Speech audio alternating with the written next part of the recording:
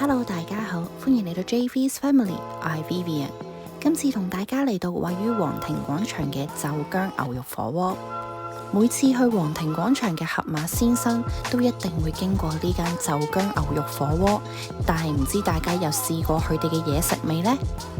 而我哋今次呢，就想試下佢哋嘅牛肉呢，比起其他嘅鋪頭呢，會唔會好食啲？而我睇美團呢，佢嘅平日套餐呢係比較抵食嘅。咁因為今次我哋係星期六上去呢，所以我哋就選擇咗散嗌。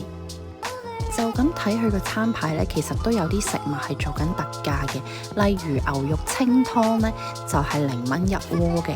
咁佢亦都會有一啲1蚊嘅餸菜。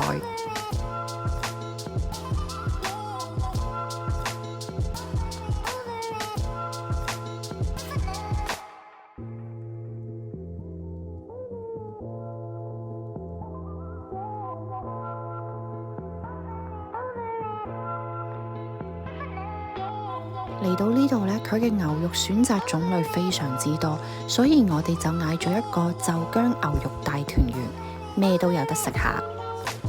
而佢哋嘅1蚊餸菜呢，其實份量都算唔少。另外，我哋都嗌咗佢哋嘅手打牛丸，牛丸呢都唔差嘅，幾彈牙。不過佢哋嘅牛肉呢，就令我有啲失望啦。雖然話係現切，但係相比起其他連鎖嘅牛肉火鍋店呢，佢哋嘅牛呢就冇咁重牛味，同埋呢有啲韌啊。但係值得一讚嘅呢，其實係佢嘅牛骨水啊，非常之新鮮，我好推薦佢嘅牛骨水。而佢嘅生蠔呢，無論味道同埋質素呢都唔差嘅，仲要係29蚊人民幣一隻。今餐火鍋600蚊港紙有找，食物質素呢整體都唔差嘅。